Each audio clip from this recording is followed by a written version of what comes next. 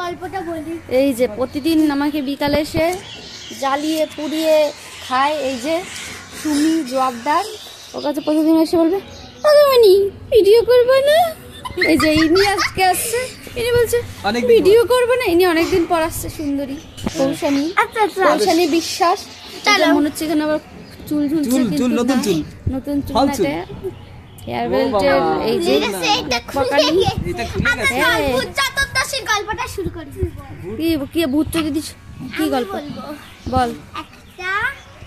একটা মেয়ে আর তার দুটো বন্ধু একটা বাড়িতে এসেছিল। সেই বাড়িতে কেউই ছিল না, মানে খালি কেউই ছিল না, খালি ফাঁকা।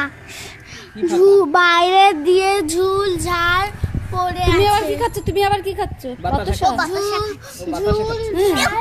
পুরো মুখে দিয়ে দিয়েছে। তোমাকে গল্প